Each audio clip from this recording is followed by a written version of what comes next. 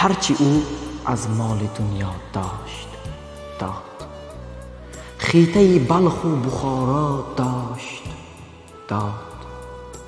صنعتی والا و دیوان داشت داد. تختی سامان داشت داد. دشمنی دانشگدایش دانشی سینا گرفت. دشمنی بی سنتش دیوان مولانا گرفت. دشمنی صنعت فروشش صنعتی بهزاد برد.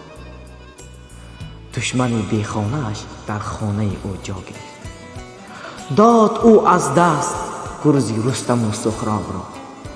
بربران ناتوان را توانا کرد او. نام خود را همچو گوری رودکی از یاد برد. قاتلان خویش را مشهور دنیا کرد. قامتی کوتاه منقید از منار قلعه اهل خراسان شد بلند. پستی صحرای قیچاق از بلندی بدخشان شد بلند.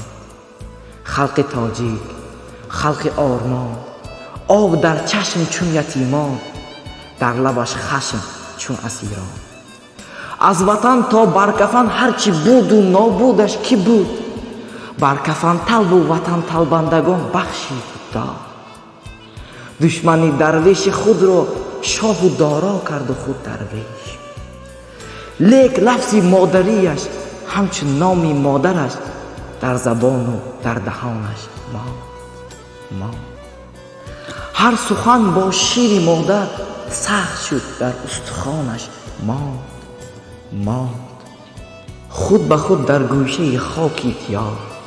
از غریبی از جدایی او گریست و گریه ها بر آبشاران یاد داد. لفظ کوهستانی بر باد و باران یاد داد. رودها را رودکی خوان کرد و بادها را انوری خوان کرد.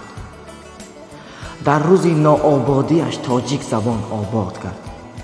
در زبانش دولتی نادولتی بنیاد کرد.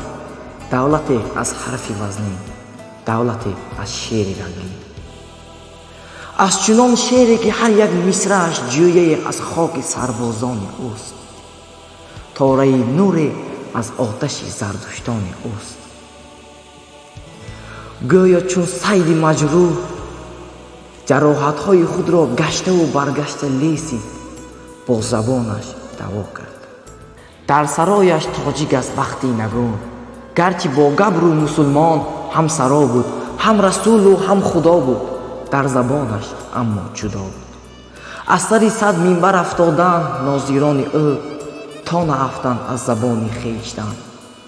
در سر 100 دارها جان دادند شاعران او تا نافتد بر زمین قدر سخن. در حد و سرحد شناسی جهان سرحدی تاجیک زبانی تاجیک است. تا زباندار است او وطندار است او. تا زباندار است او بی کنار است او بی حساب است.